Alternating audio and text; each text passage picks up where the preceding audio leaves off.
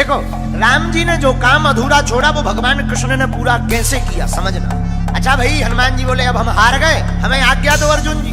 अर्जुन देने ही वाले थे आज्ञा, कृष्ण भगवान बोले रोको रोको रोको, अभी नहीं, जब काम आएगा तब इनको आज्ञा दे। इधर धीरे धीरे महाभारत के युद्ध का समय आ गया, तैयारी होने लगी, सेनाएं नहीं मान रही हैं। भगवान कृष्ण संधि प्रस्ताव लेकर के भी गए, लेकिन दुर्योधन नहीं माने। भगवान समझ गए अब युद्ध होगा, तो अर्जुन से कहा अर्जुन जी अब युद्ध के बिना काम नहीं चलना है, अब हनुमान जी को बुलाओ।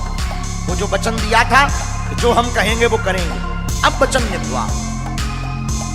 तो अर्जुन भगवान कृष्ण हनुमान जी के पास आए, कहा कि आपने जो शर्त हारी थी अब उसको पूरा करना है। हनुमान जी बोले आज्ञा करो। अर्जुन जी बोले सरकार बताओ क्या मांगना है। भगवान कृष्ण बोले अर्जुन राम अवतार में हमारा युद्ध इनके बिना पूरा नहीं हुआ था, और कृष्ण अवतार में भी हमारा युद्ध इनके बिना पूर्ण नहीं होगा। अर्जुन जी बोले इनकी क्या जरूरत है, क्या हम कम हैं? भगवान बोले कम तो हम भी नहीं थे।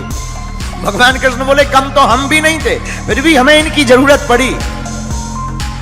अगर ये ना होते तो वो युद्ध पूर्ण नहीं होता।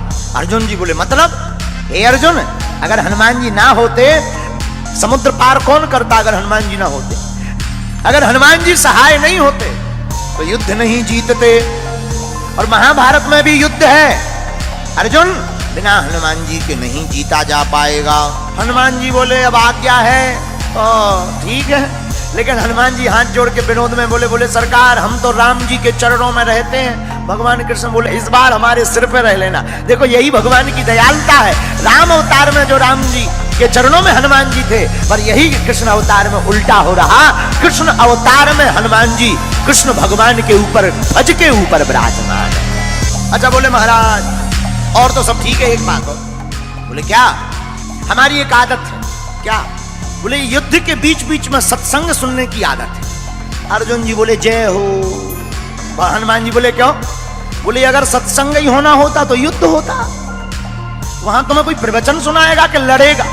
हनुमान जी बोले देखो हमारे राम जी तो बहुत अच्छे थे, धर्म रथ का वर्णन करते थे युद्ध में भी। बोले हमको बीच बीच में सत्संग सुनने की आदत है। अर्जुन जी बोले अब आप ही निपटो, ये सत्संग मांग रहा है ये महाभारत में। तो भगवान कृष्ण बोले कोई बात नहीं, आप हाँ बोलो, हम आपको सत्संग भी सुनाएंगे। अब हनुमान जी आए महाभारत में, रथ के ऊपर एक ध्वज लगाया, ध्वज के ऊपर हनुमान जी को स्थान दिया, इसलिए उस रथ का नाम ही कपिध्वज पड़ गया। और हनुमान जी विराजमान भय ध्वज पर। भीष्म महाराज जब अर्जुन के सामने लड़ने के लिए आए, भीष्म पितामह ऐसे बलवान योद्धा जिनके सामने अच्छे अच्छे लोग कांपते थे, महाराज भीष्म पितामह युद्ध करने आए और बाण मारे तो अर्जुन का रथ थोड़ा पीछे हो गए, लेकिन जब अर्जुन बाण मारे तो पीछे दूर गिर जाए। अर्जुन जी हंसकर बोले भगवान कृष्ण से नीचे देखो, नीचे अपना इतना जा रहा, उनका के देखो कितना पीछे जा रहा, नीचे देखो नीचे। भगवान बोले ऊपर देखो किसके कारण कम जा रहा, ये देखो। और यही मानो हम लोगों को शिक्षा है कि हम लोग अगर भूपर हैं क्योंकि भगवान हमारे ऊपर है। मानो भगवान कृष्ण कहना चाहते हो कि कोई भी काम बढ़िया हो जाए तो ये मत देखना कि तुम्हारा पुरुषार्थ है, तुम्हारे जो ऊपर है खेल तो उनका होता है। अर्जुन जी मुस्कुराए, हनुमान जी भी मुस्कुराए, और भगवान ने गीता सुनाई तो अर्जुन को है।